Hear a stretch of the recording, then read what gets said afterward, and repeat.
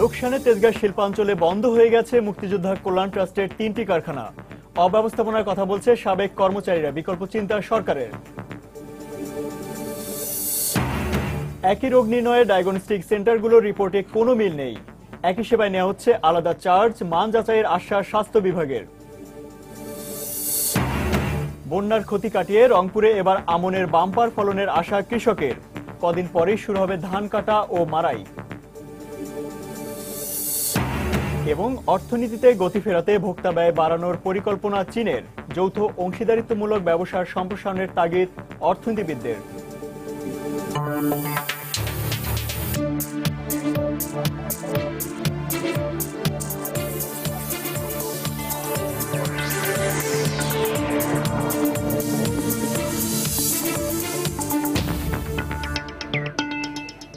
দেখছিলেন শিরোনাম। আমন্ত্রণ জানাচ্ছি দেশ ও দেশের বাইরের অর্থ বাণিজ্যের নানা খবর নিয়ে আমাদের নিয়মিত আয়োজন এ সময়ের বাণিজ্য। আর আপনাদের সঙ্গে আছি আমি ইমতিয়াজ আহমেদ।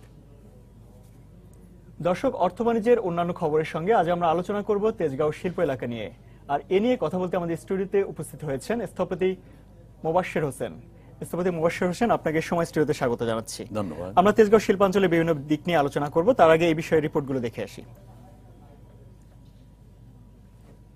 যুদ্ধাহত মুক্তিযোদ্ধাদের কল্যাণে স্বাধীনতার পর মুক্তিযোদ্ধা কল্যাণ ট্রাস্টকে তেজগাঁও শিল্পাঞ্চলে কোকাকোলা, সিরকো সোপ ও মিমি চকলেট সহ 4টি শিল্প কারখানা দেয়া হলেও ক্রমাগত লোকসানে 3টি বন্ধ হয়ে গেছে।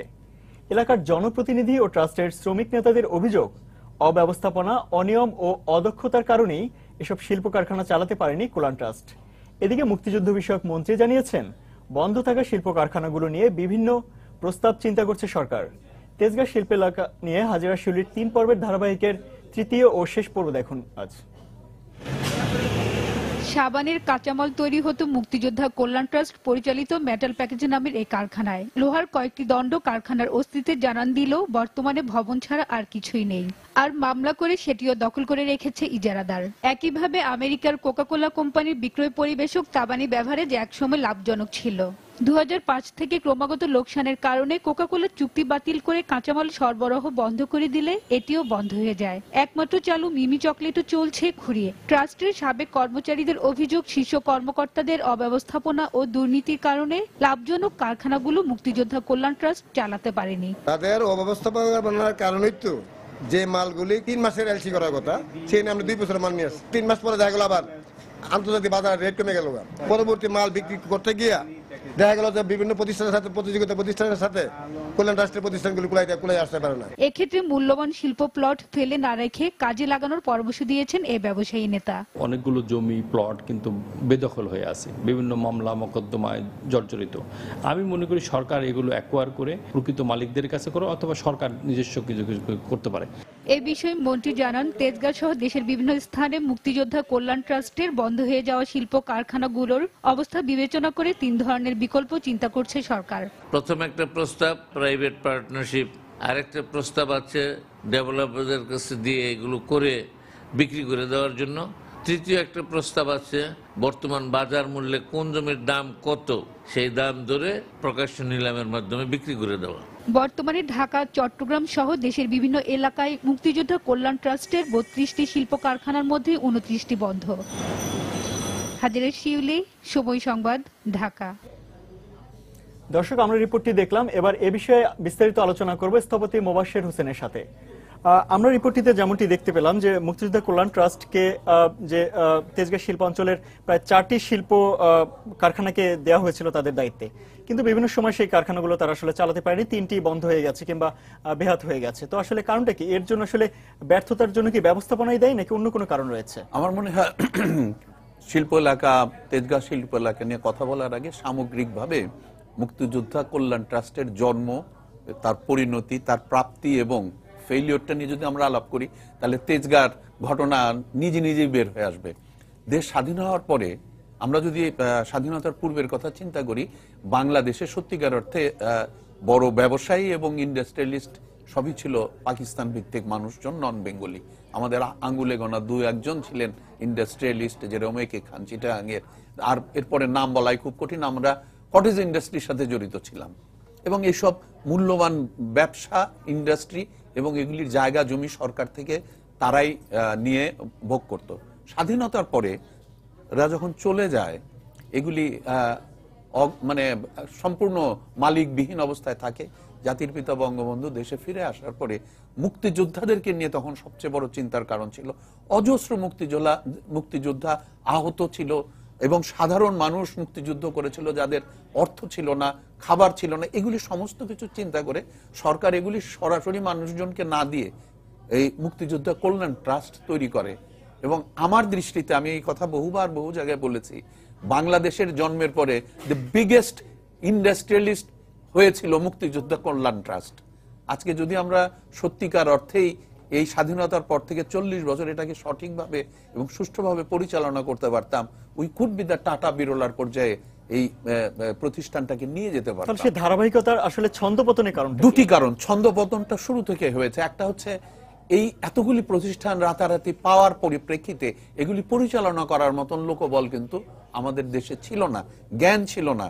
এবং আমরা এই ইন্ডাস্ট্রি চালানোর মতন অভিজ্ঞ, মানে প্রধান ব্যক্তি হিসাবে চালানোর মতন, অন্যের হুকুমে চলার অভিজ্ঞতা আমাদের ছিল, কিন্তু আমরা হুকুম দিয়ে চালানোর অভিজ্ঞতা আমাদের একেবারেই ছিল না। এর সাথে ছিল দলীয় কাণ্ড কারখানা, দলীয় স্বার্থ এবং বিভিন্ন ধরনের আত্মসাৎ করার প্রচেষ্টা, এই ঘটনাগুলি ছিল। এটার সবচেয়ে খারাপ অবস্থাটা হয় ৭৫-এর বঙ্গবন্ধুর হত্যার পরে যে অরাজকতা সৃষ্টি হয়েছিল বিভিন্ন ক্ষেত্রে এবং স্বাধীনতার মুক্তিযুদ্ধের যে চেতনার যে ধ্বংসের দিকে নিয়ে যাওয়া হয়েছিল, তখনই আমরা দেখতে পাই একটার পর একটা ইন্ডাস্ট্রি জায়গা দখল হচ্ছে, চলে যাচ্ছে। একটা এক্সাম্পল যদি আমি বলি, আমার জানা মতে পৃথিবীতে কোকাকোলার ব্যবসায় লস দিয়ে ব্যবসা থেকে বের হয়ে আসছে আমার জানা মতে কোনো প্রতিষ্ঠান আছে বলে আমার জানা নাই। শুধুমাত্র বাংলাদেশে এই ঘটনাটি ঘটেছে। এটা তাবানি সত্যিকার অর্থে একটি নামী প্রতিষ্ঠান তখন ছিল পাকিস্তানি আমলে। এবং কোকাকোলার কথা যদি আমরা চিন্তা করি, এখন অসংখ্য কোল্ড ড্রিঙ্কস রয়েছে, কিন্তু তখন কোকাকোলায় অলমোস্ট একেবারে একটি প্রতিষ্ঠান, সারা বিশ্বে জনপ্রিয় একটি পানীয় ছিল সেই সময়। এটা কিভাবে লস দেয়? এটা দুটি কথা বাজারে আছে। একটি হচ্ছে যে এটা লস দিয়ে ব্যক্তি মালিকানায় এটাকে নিয়ে যাওয়ার একটা প্রচেষ্টা চালানোর জন্য ইচ্ছাকৃতভাবে লসের ব্যবস্থা করা হয়েছে। আরেকটা বলা হয় যে অনভিজ্ঞতা এবং লুটপাটের কারণে হয়েছে। এবং কর্মচারীরা যে কথাটি বলেছে যে অব্যবস্থাপনার কারণেই, আমরা সামগ্রিকভাবে যদি চিন্তা করি, শুধু এই ইন্ডাস্ট্রি না, ঢাকা শহরের বহু দালান কোঠা, জায়গা, জমি সমস্ত কিছু মুক্তিযোদ্ধা কল্যাণ ট্রাস্টকে দেওয়া হয়েছিল। এবং স্বাধীনতার পরে ফ্রুট জুস করার জন্য যেটা কি বলে রাঙ্গামাটি এলাকায় পাইনঅ্যাপল, সেখানে সরকার অর্থ পর্যন্ত ইনভেস্ট করেছিলেন। প্রত্যেকটি ক্ষেত্রেই অব্যবস্থাপনা, অভিজ্ঞতার অভাব এবং অসাধু মানুষজনের ইনভলভ হওয়ার কারণে কিন্তু আমরা এই দুরবস্থায় চলে এসেছি। আস্তে আস্তে এগুলির অস্তিত্বই মানুষ ভুলে গেছে। তো আমরা এগুলি নিয়ে যদি চিন্তা করি, এখন আমরা মূল কথাতে যদি আসি যে তেজগাঁ ইন্ডাস্ট্রিয়াল এরিয়া, এই ইন্ডাস্ট্রিয়াল এরিয়াটা ঢাকা শহরের বাইরে ছিল। আমরা প্ল্যানিং নিয়ে যে কাজ করি সেখানে, আচ্ছা, এটা কি শিল্প কারখানার অভিজ্ঞতার অভাব ছিল কল্যাণ ট্রাস্টের? এরকম কোন জায়গা? অবশ্য তো বটেই। আমি ওই যে বললাম যে সাডেনলি, যেমন মনে করো একটা কলেজে সমস্ত বিদেশি শিক্ষক পড়ায়, ওয়ান ফাইন মর্নিং দেখলা সব শিক্ষক চলে গেছে। ওই কলেজটাকে আগের অবস্থা ফিরিয়ে আনতে কিন্তু বহু সময় লাগবে এবং সেখানে মেধা সম্পন্ন ব্যক্তিদেরকে ইনভলভ করতে হবে যারা এটাকে আবার আগের মতন গুছিয়ে আনতে পারে। কিন্তু আমরা মুক্তিযোদ্ধা কল্যাণ ট্রাস্টে এই ৭৫-এর ঘটনার পরে অহরহ দেখেছি যেখানে লস দেওয়া হচ্ছে সেটা আরেকজনের হাতে চলে যাচ্ছে, লস হচ্ছে সরকার ছেড়ে দিচ্ছে, সরকার নীরব হয়ে রয়েছে। এই যে তেজগাঁয়ের যে জমি, আমি ইন্ডাস্ট্রির অবস্থা তো আমরা দেখলামই, জমি এত মূল্যবান ওইখানে, এই জমি এখন কি হবে? অলরেডি মন্ত্রী বললেন 3খানা 4খানা ডেভেলপারের সাথে ইত্যাদি ইত্যাদি। আমি একজন এই ব্যবসা প্রতিষ্ঠানগুলির সাথে জড়িত একজন ব্যক্তি হিসেবে আমি মনে করি সরকার জয়েন্ট ভেঞ্চার করলে সেখানেও ওয়ান ফাইন মর্নিং আমরা দেখতে পাবো জয়েন্ট ভেঞ্চারের আরেক পার্টনার পুরাটার মালিক হয়ে গেছে।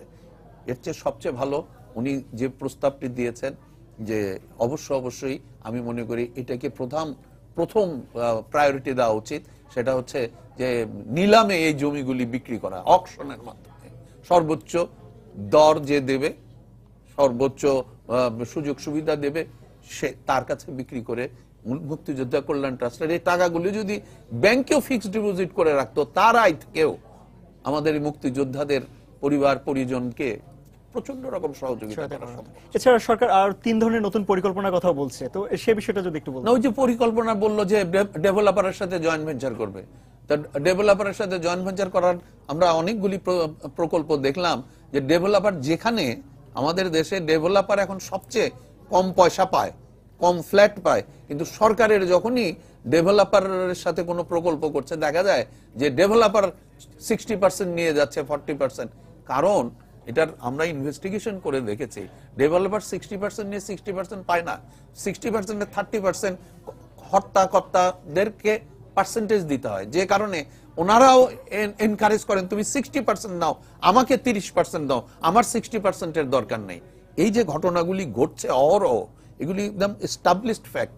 এগুলি থেকে বের হয়ে আসার জন্য সহজ রাস্তা আমি মনে করি, তুমি যদি একটা জিনিস পরিচালনাই করতে না পারো, প্রতিদিন যদি তুমি লস দাও, আমরা প্রায় একটা কথা বলি, সুন্দর একটা কথা আছে যে প্রতিদিন তুমি একটি দোকানে 10 টাকা বা লস করো, তাহলে প্রতিদিন একদিন যদি দোকানটি বন্ধ রাখো তাহলে তোমার 10 টাকা লাভ। তো এই প্রতিষ্ঠানগুলির অবস্থা কিন্তু হাস্যস্কর হলেও ঘটনাটি তাই, বন্ধ করে রাখলেই লাভ বেশি। আচ্ছা, সেটা হয়তো প্রতিষ্ঠানের জন্য লাভবান হচ্ছে, কিন্তু আসলে দেশের অর্থনীতি কিংবা শ্রমিকদের যারা আসলে কাজ করছে তাদের ক্ষেত্রে কি হবে? এইটাকে যে জিনিসটা করতে হবে, এটা যদি আমরা অকশন করতে পারি, এই প্রতিষ্ঠান হিসাবে লাইসেন্স সহ জায়গা জমি এবং সরকারের জমি বিক্রির অনেকগুলি ক্রাইটেরিয়া করা যায়, যেরকম এখানে তোমাকে ইন্ডাস্ট্রি করতে হবে, তোমার পছন্দ মতোই তুমি ইন্ডাস্ট্রি করতে পারো, এবং প্রায়োরিটি উইল বি গিভেন এইখানে যে ইন্ডাস্ট্রি ছিল সেই লেবারদেরকে প্রথম প্রায়োরিটি দিতে হবে। এগুলি অনেক কন্ডিশনাল কিন্তু করা সম্ভব। বা তুমি একটা ইন্ডাস্ট্রি করছো, তার 60% তোমার পছন্দ মতো নিবা, 40% এই লোকগুলিকে নিবা। এগুলি করে কিন্তু আমরা এই ইনসেন্টিভগুলি যদি আমরা দিতে পারি, আমরা এটাকে গুছিয়ে একটি আদর্শ ইন্ডাস্ট্রিয়াল পার্ক হিসেবে নিয়ে আসতে পারি।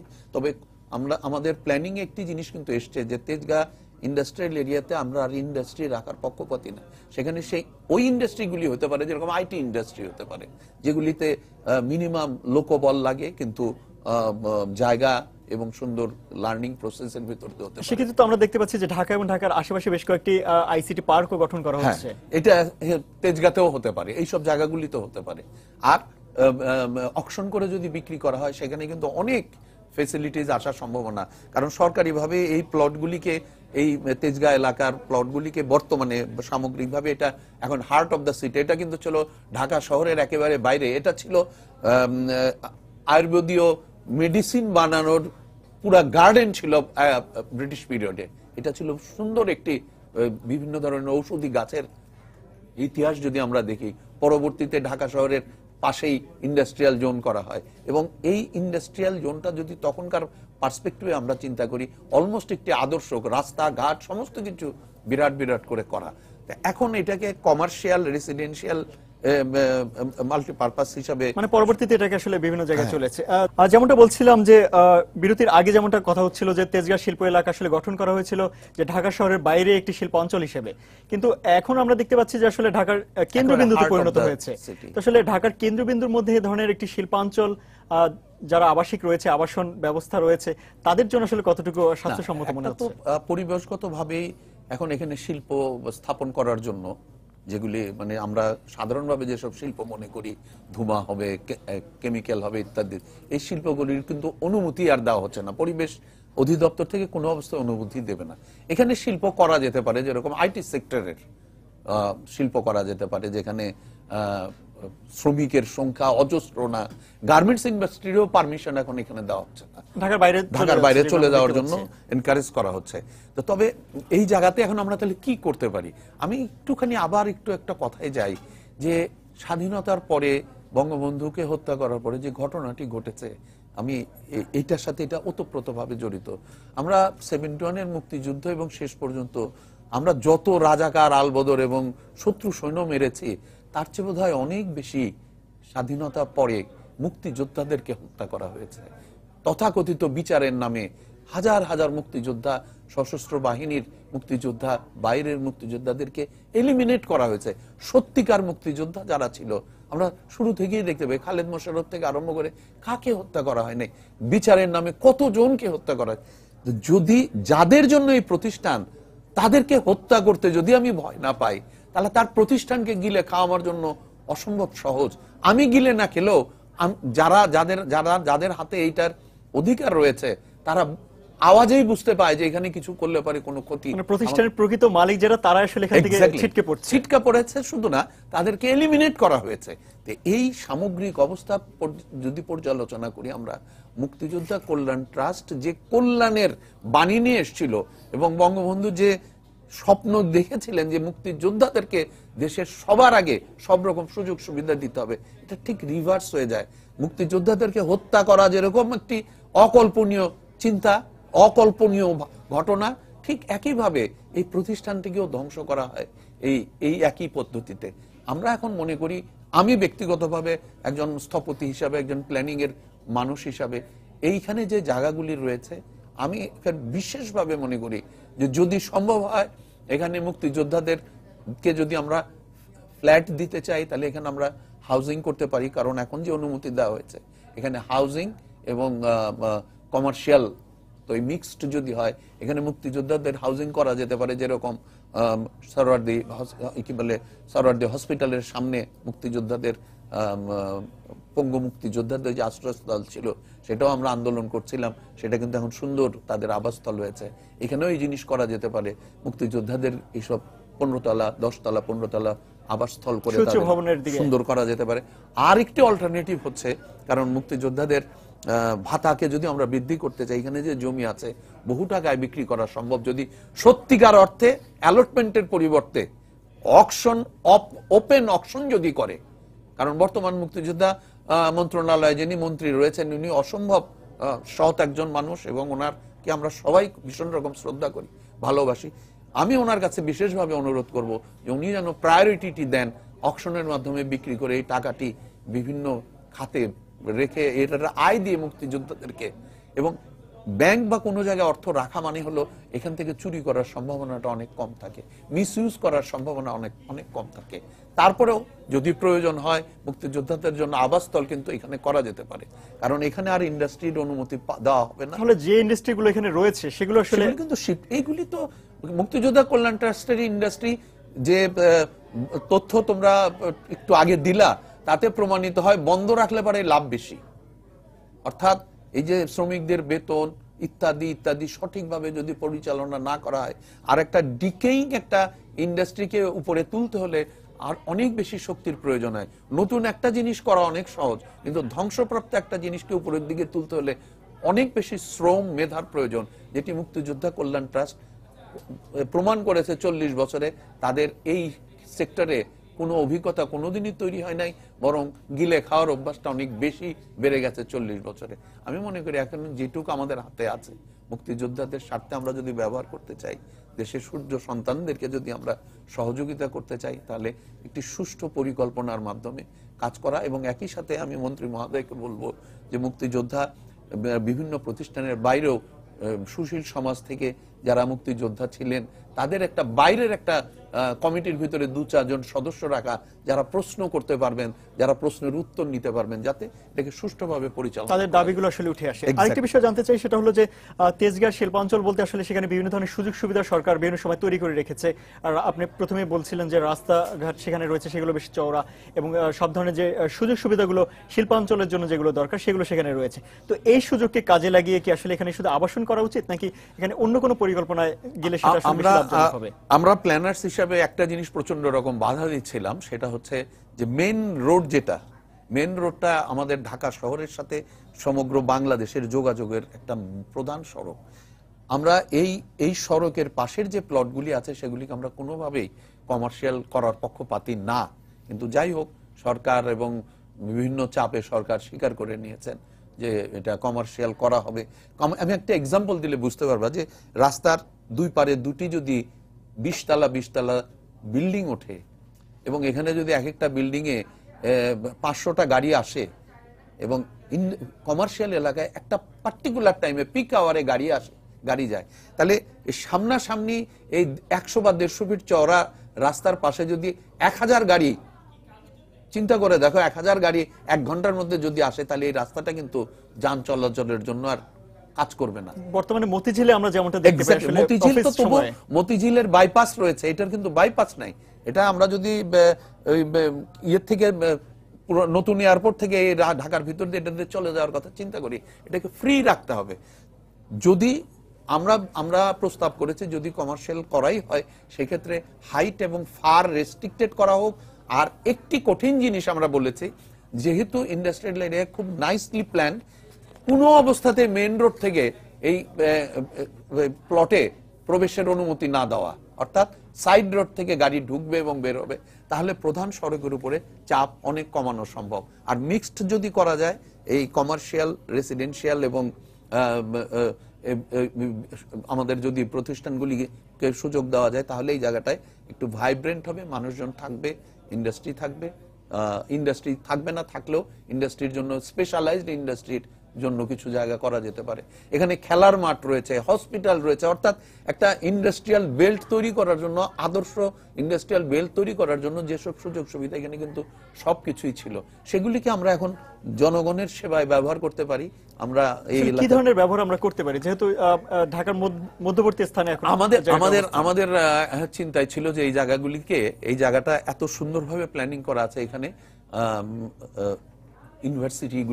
ইউনিভার্সিটি হতে পারে, কলেজ হতে পারে, স্কুল হতে পারে, হসপিটাল হতে পারে, ইন্ডাস্ট্রির বাইরে এই জিনিসগুলি নিয়ে আমরা চিন্তা করছিলাম। এবং কিছু এই যে সার্ভিসগুলি হবে, এই সার্ভিস প্রোভাইডারদের আবাসস্থল হতে পারে।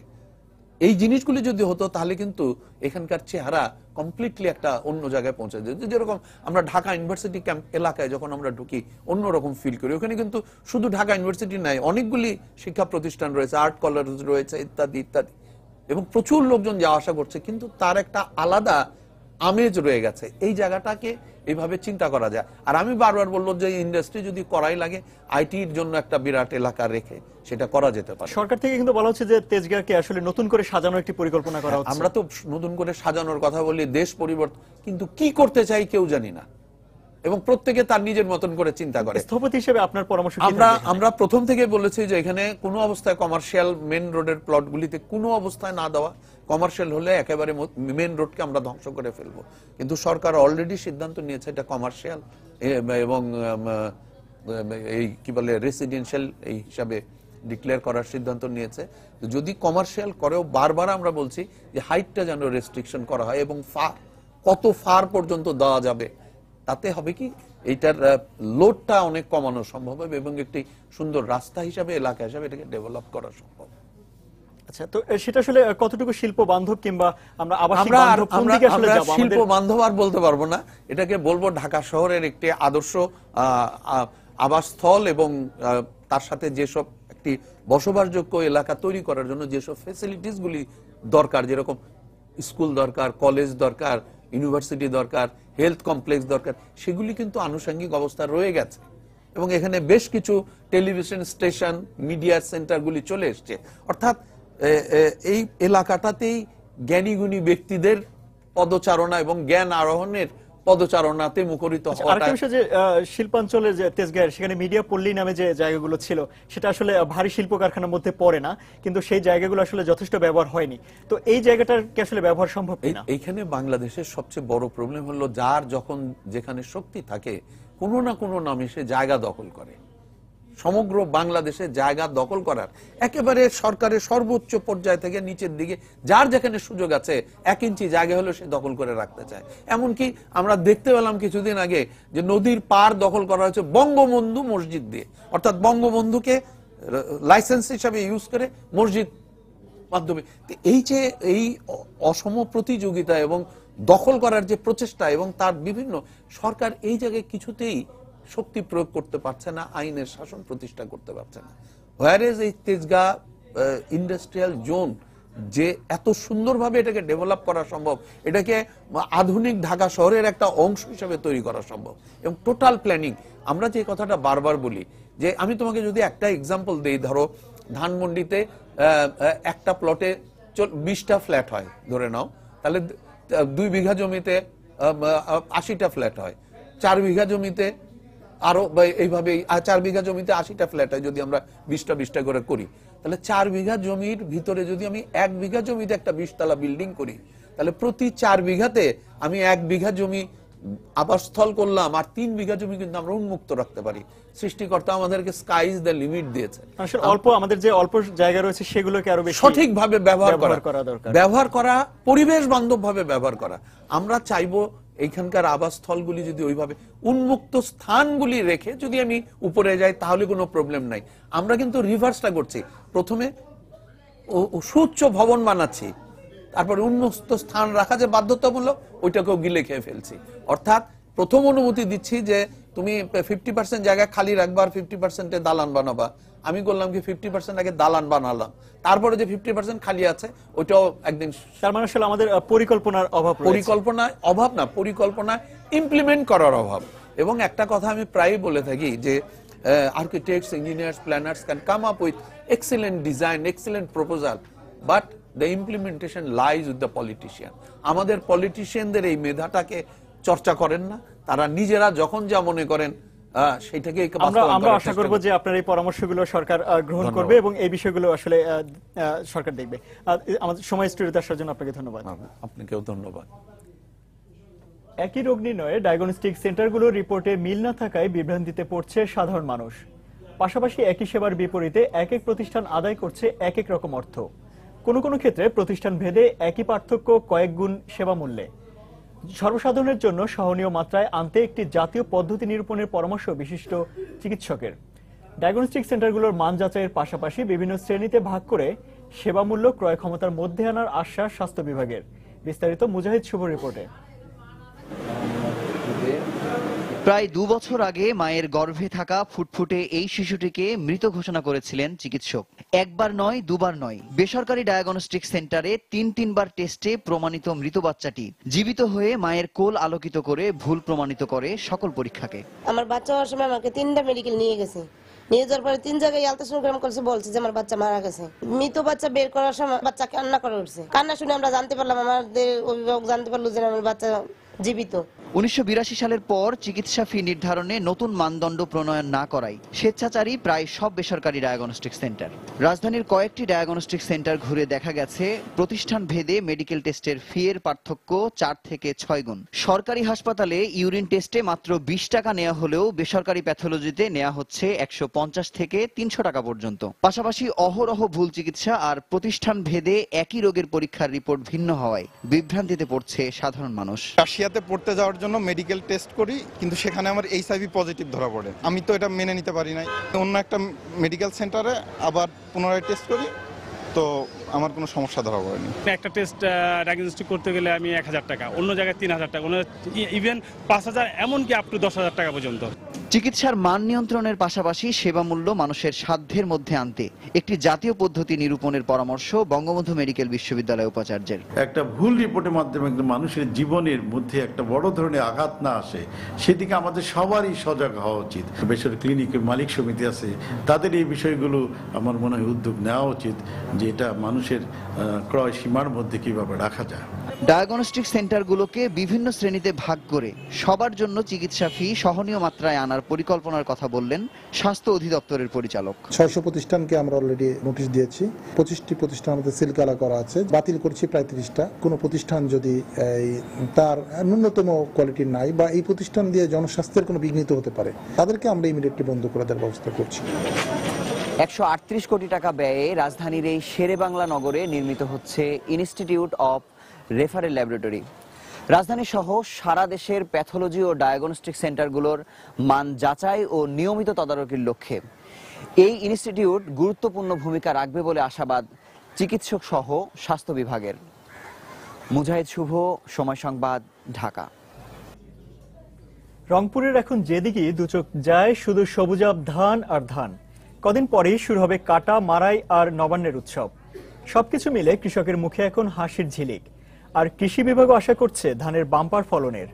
শাকিল মাহমুদের ক্যামেরায় মানিক সরকার রিপোর্ট।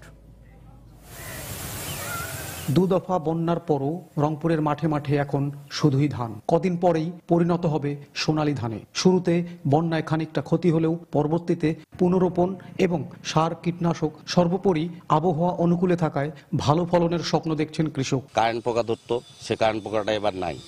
কারেন্ট পোকাটা যেটা ছিল ওটা বন্যার কারণে কারেন্ট পোকাটাও চলে গেছে। তা আল্লাহর রহমতে ধান খুব ভালো হয়েছে। কিছুদিন পর আমরা ধান কাটবো। ষড়ঋতুর মতোই প্রতিদিন রং পাল্টাচ্ছে সবুজাব এই ধান, আর এতেই রং লেগেছে কৃষকের মনে। তারা এখন প্রস্তুতি নিচ্ছে নবান্ন উৎসবের। ভালো ফলনের আশা করলেও দাম নিয়ে দুশ্চিন্তায় আছেন কৃষকেরা, আর এজন্য সঠিক মূল্য নির্ধারণের দাবি তাদের। উৎপাদন ভালো, কিন্তু আমরা ন্যায্য মূল্য পাইতেছি না। আমাদের ন্যূনতম 750 থেকে 800 টাকা মূল্য হওয়া প্রয়োজন। শুরুতে অতিবৃষ্টির কারণে লক্ষ্যমাত্রার চেয়ে কম জমিতে আমনের আবাদ হলেও বাম্পার ফলনের আশা করছে কৃষি বিভাগ। ক্ষতি কিছুটা হলেও মাঠের যে কন্ডিশন, মাঠের যে অবস্থা, তাতে কিন্তু আমরা আশা করতেছি বাম্পার ফলন আমরা পাবো। জেলায় এবার 1,59,403 হেক্টর জমিতে 4,34,253 মেট্রিক টন চাল উৎপাদনের আশা করছে কৃষি বিভাগ। মানিক সরকার, সময় সংবাদ, রংপুর।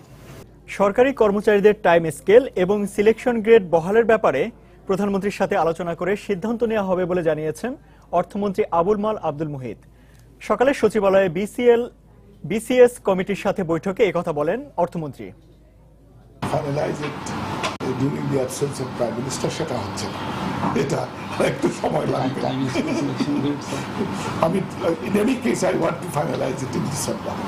And 3-4 মাস হয়ে গেছে যে বোর্ডের একটা সিদ্ধান্ত করা দরকার, এমন বলেছি যে সবাই যেন 2 মাসে বেতন পাবে।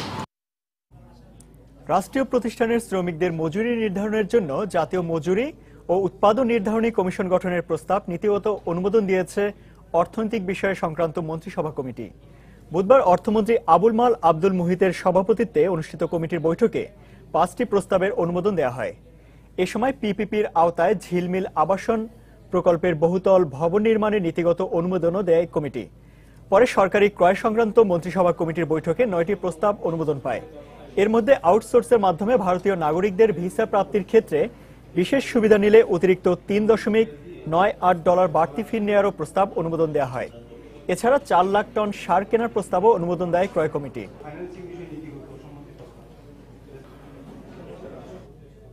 জাতীয় রাজস্ব বোর্ডের অভ্যন্তরীণ কোনো সমস্যা নেই বলে দাবি করেছেন এনবিআর চেয়ারম্যান নজিবুর রহমান। বুধবার জাতীয় রাজস্ব বোর্ড কার্যালয়ে ট্যাক্স গাইডের মোড়ক উন্মোচন অনুষ্ঠানে তিনি কথা বলেন। চলতি অর্থবছরে রাজস্ব আদায়ের লক্ষ্যমাত্রা পূরণ সম্ভব হবে বলেও আশা প্রকাশ করেন তিনি। এছাড়া শিগগিরই ভ্যাট আইন, কাস্টমস আইন চূড়ান্ত করা হবে বলে জানান চেয়ারম্যান। এনবিআর এর কোনো কুন্দল নেই, আমরা সকলে অত্যন্ত সহযোগিতামূলক পরিবেশে আমরা কাজ করছি। রাজস্ব বোর্ডের যে লক্ষ্যমাত্রা, সেটা আগামী কোয়ার্টারে আমরা লক্ষ্যমাত্রা চালিয়ে যাব এবং বছরের শেষে পূর্ণ লক্ষ্যমাত্রা অর্জিত হবে। আমাদের যে কাস্টমস আইন যেটা আছে, এটাকে আমরা যুগোপযোগী করছি। আগামী সংসদে আমরা এটা উত্থাপন করব। ভ্যাট আইন আগামী জুলাই মাসে ইনশাল্লাহ এই আইন কার্যকরী করা হবে। রেকিট বেনকিজার বাংলাদেশ লিমিটেড জনপ্রিয় টিভি অভিনেতা ও মডেল আদিল হোসেন নোবেলকে তাদের শীর্ষস্থানীয় ব্র্যান্ড হারপিকের নতুন ব্র্যান্ড অ্যাম্বাসেডর হিসেবে নিয়োগ দিয়েছে। রেকিট বেনকিজারের কর্পোরেট অফিসে সংক্রান্ত চুক্তিতে স্বাক্ষর করেন নোবেল। অনুষ্ঠানে জনপ্রিয় লিকুইড টয়লেট ক্লিনার হারপিকের ব্র্যান্ড অ্যাম্বাসেডর হতে পেরে উচ্ছ্বাস প্রকাশ করেন জনপ্রিয় মডেল নোবেল। চুক্তি স্বাক্ষর অনুষ্ঠানে রেকিটের বাংলাদেশ ও শ্রীলঙ্কা শাখার ব্যবস্থাপনা পরিচালক রঘু কৃষাণ সহ ঊর্ধ্বতন কর্মকর্তারা উপস্থিত ছিলেন। 1977 সালে বাংলাদেশের বাজারে যাত্রা শুরু করে হারপিক।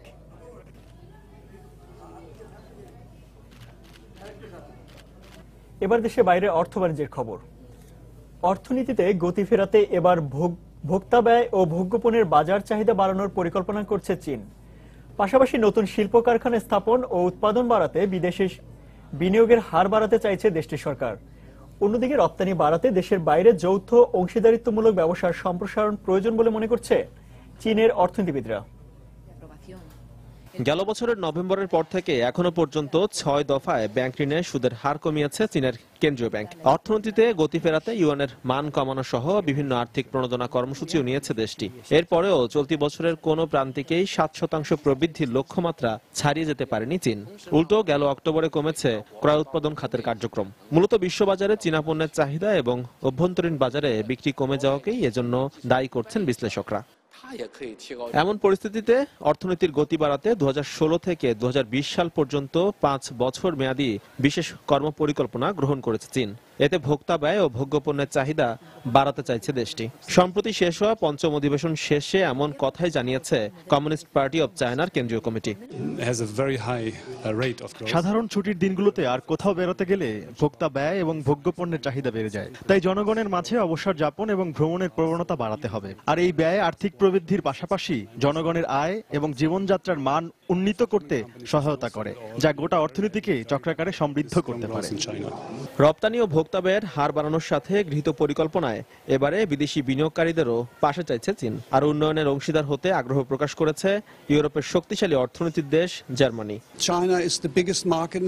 দেখুন, বিশ্বের অনেক দেশের তুলনায় চীনের প্রবৃদ্ধির গতি বেশ ভালো। বর্তমান জার্মানিতে প্রতি বছরে গড়ে প্রবৃদ্ধি হয় ১.৫ থেকে ৭%, অথচ তৃতীয় প্রান্তিকে চীনের প্রবৃদ্ধি হয়েছে ৬.৯%।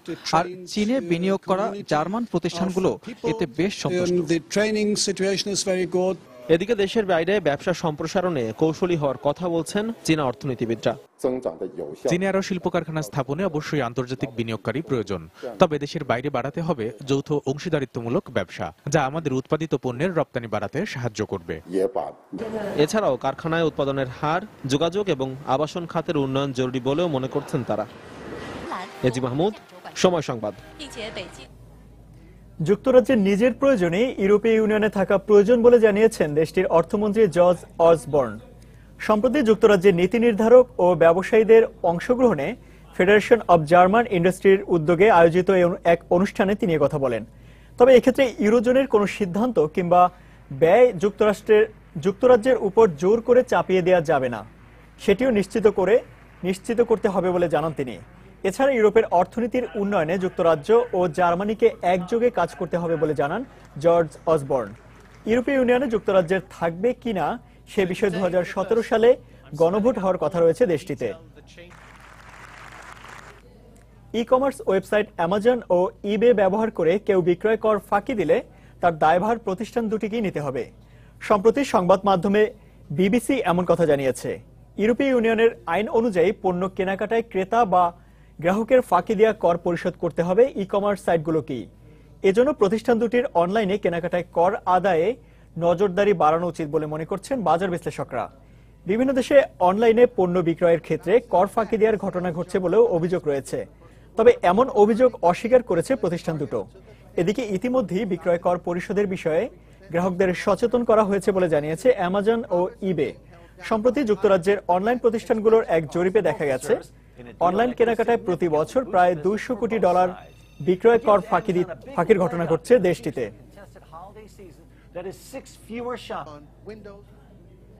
2017 সাল থেকে ড্রোন বিমানের মাধ্যমে পণ্য সরবরাহ শুরুর পরিকল্পনা করছে টেক জায়ান্ট গুগল।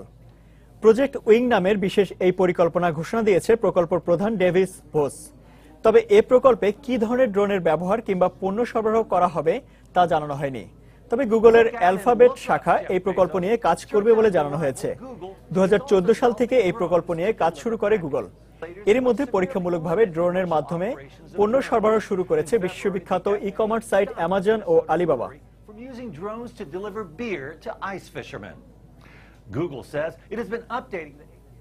গাড়ির এয়ারব্যাগে ত্রুটি থাকায় তাকাতা কর্পোরেশনকে 20 কোটি মার্কিন ডলারের বেশি জরিমানা করা হতে পারে বলে জানিয়েছে যুক্তরাষ্ট্রের জাতীয় সড়ক ও যান চলাচল নিরাপত্তা প্রশাসন।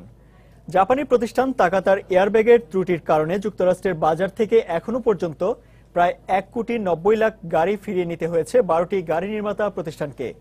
এসব গাড়ি 2019 সালের মধ্যে মেরামত করে বাজারে ছাড়ার নির্দেশ দিয়েছে দেশটির জাতীয় সড়ক ও যানচল নিরাপত্তা প্রশাসন।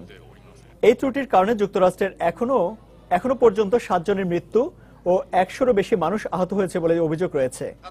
দেশটির ফ্লোরিডা, হাইওয়ে, পুয়ের্তো রিকো সহ উচ্চ জলীয় বাষ্পীয় অঞ্চলে তাকাতার এয়ারব্যাগগুলো বিস্ফোরিত হওয়ার অভিযোগ পাওয়া গেছে।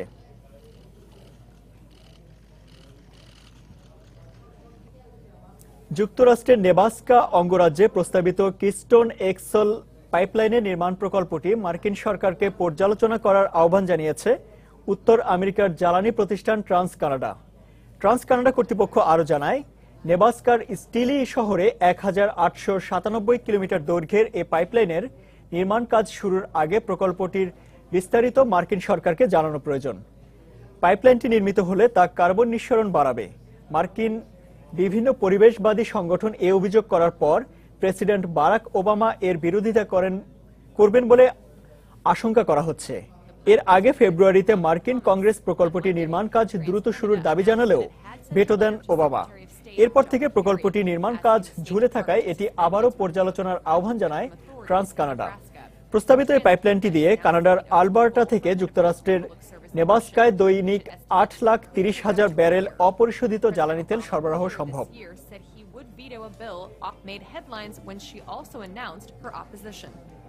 আবারও জানিয়ে দিচ্ছে এ সময়ের বাণিজ্যের শিরোনামগুলো। লোকসানে তেজগাঁ শিল্পাঞ্চলে বন্ধ হয়ে গেছে মুক্তিযোদ্ধা কল্যাণ ট্রাস্টের 3টি কারখানা।